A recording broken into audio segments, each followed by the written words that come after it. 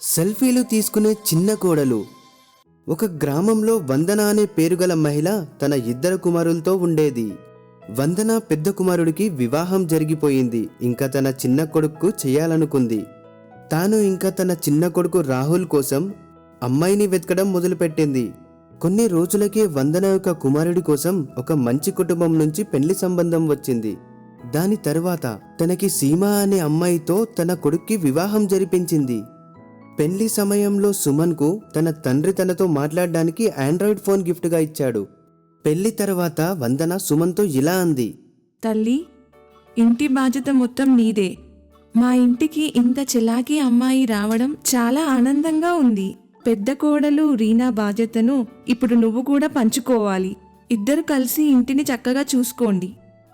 ఇలా మాట్లాడి వందన అక్కడి నుంచి వెళ్ళిపోయింది. కొన్ని రోజుల తర్వాత అంతా బాగానే ఉంది. కానీ గిఫ్ట్లో దొరికిన ఫోన్లో సీమ చాలా లీనమైపోయింది. ఎప్పుడు చూసినా ఫోన్లో సెల్ఫీలు తీసుకుంటూ ఉండేది. అలా మెల్లమెల్లిగా తను ఇంట్లో పని చేయడం కూడా మానేసింది. అది చూసిన తర్వాత పెద్ద కోడలు రియాకి చాలా కోపం వచ్చింది. తను వెంటనే తన అత్తగారికి ఫిర్యాదు చేసింది. ఏమంటున్నావు అత్తమ్మ? నేను రోజంతా ఇంట్లో పనిచేస్తూ ఉంటాను, కానీ సీమని చూడు, రోజంతా సెల్ఫీలు తీసుకునే ఉంటుంది. అలా ఎలా అవుతుంది? తనకు చెప్పు, నాకు కొంచెమన్నా సహాయం చేయమని. అవునా? అయితే సరే, నేను ఈరోజే సీమతో మాట్లాడతాను. తన పెద్ద కోడలు బాధను చూసి వందన తన చిన్న కోడలు దగ్గరికి వెళ్ళింది. తను ఎప్పుడైతే గదిలోకి వెళ్ళిందో అప్పుడు కూడా సీమ సెల్ఫీలు తీసుకుంటూనే ఉంది. అది చూసి వందన ఇలా అంది, ఏంటి కోడలా, రోజంతా ఇదే పని మీద ఉంటావా? మేము ఎప్పుడు కూడా ఫోన్ వాడొద్దని చెప్పలేదు కదా, కానీ కొంచెం ఇంటి పని కూడా చూసుకోవాలి కదా. వాళ్ళ అత్తమ్మ మాటలు విని సీమాకి చాలా కోపం వచ్చింది. దాని తర్వాత తను కూడా చాలా పెద్ద మాటలతో వాళ్ళ అత్తకు సమాధానం చెప్పింది. ఆహాహాహా, నన్ను ఇక్కడికి పని చేయించుకోవడానికి తెచ్చుకున్నారా? నాకు ఏది చేయాలనిపిస్తే అదే చేసేస్తాను. మా అమ్మా నాన్న నన్ను చాలా గారాబంగా చూసుకున్నారు. ఇంట్లో నిన్ను తాగే గ్లాస్ కూడా తీయనిచ్చేవాళ్ళు కాదు. కానీ ఇక్కడ చూడు, మీరు తిన్న ప్లేట్లు కూడా నన్ను కడగమంటున్నారు. చెవులు పెట్టి విను. నన్ను ఎవరన్నా అది చేయి ఇది చేయి అన్నారంటే నేను మా ఇంటికి వెళ్ళిపోతాను. ఇదంతా విన్న తర్వాత వందనకు చాలా బాధగా అనిపించింది. ఇంకా తను ఏడవడం మొదలుపెట్టింది. అప్పుడు తలుపు దగ్గర ఉండి అన్ని విన్న రీనా ఇలా అంది, అత్తమ్మ, మీరెందుకు ఏడుస్తున్నారు? మీ తప్పు ఏమీ లేదు కదా. మనం ఏం చేయాలి? మన తలరాత అలాగే ఉన్నప్పుడు. విషయం అది కాదమ్మా. నేనైతే తనకు చెప్పడానికి వెళ్ళాను, కానీ తను నన్ను చాలా తప్పుగా అర్థం చేసుకుంది. నేను తనను నా కన్న కూతుర్లా చూసుకున్నాను, కానీ తను నన్ను ఒక పరాయిదానిగా చూస్తుంది. వదిలే అత్తమ్మ, ఇందులో మీ తప్పు ఏమాత్రం లేదు. ఇంటి పని అంతా నేను ఒక్కదానే చూసుకుంటాను.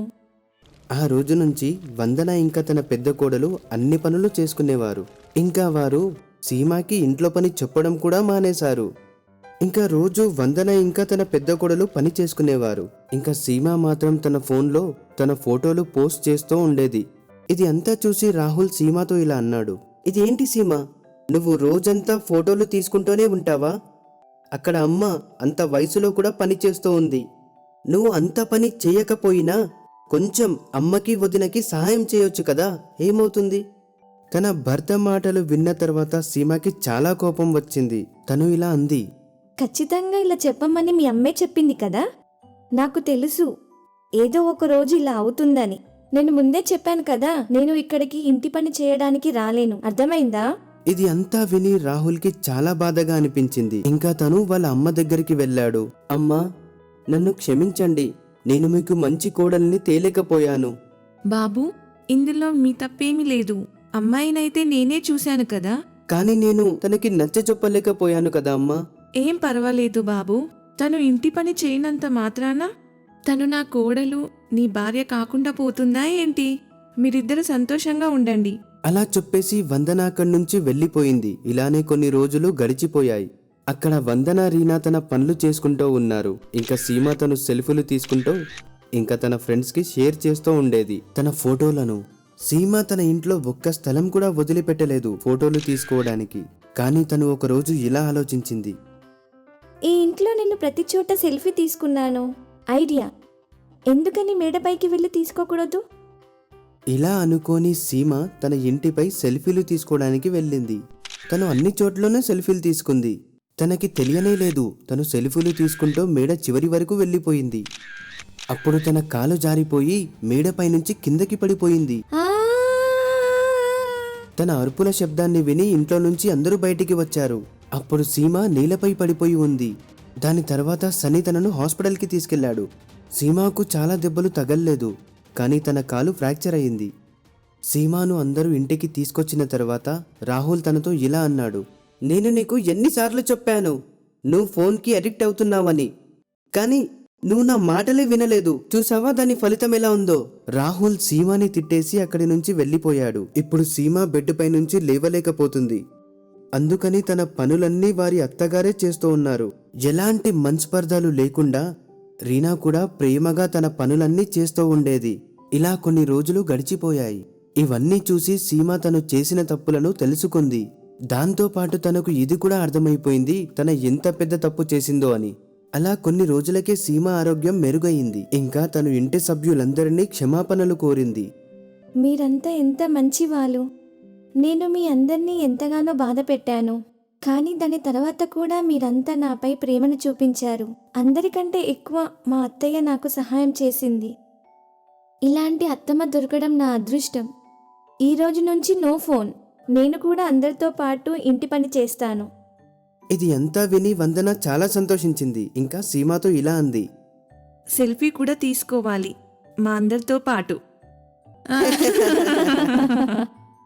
వాళ్ళ అత్తయ్య మాటలు విని వాళ్ళ కుటుంబంతో ఒక మంచి సెల్ఫీ తీసుకుంది. ఆ రోజు నుంచి అందరూ కలిసి సంతోషంగా ఉన్నారు. హలో స్నేహితులారా, మాకు కామెంట్స్ చేసి తెలియచేయండి మీకు ఈ కథ ఎలా అనిపించిందని. ఈ కథను ఖచ్చితంగా లైక్ చేయండి. ఇంకా మీ స్నేహితులకు షేర్ చేయడం మర్చిపోకండి. బాయ్. మీకు గనుక మా వీడియోస్ నచ్చినట్లయితే లైక్ చేయండి, ఛానల్ని సబ్స్క్రైబ్ చేయండి. అలాగే అందరికన్నా ముందుగా మా కార్టూన్ షోస్ని చూడాలనుకుంటే బెల్ ఐకాన్ని నొక్కడం మర్చిపోకండి.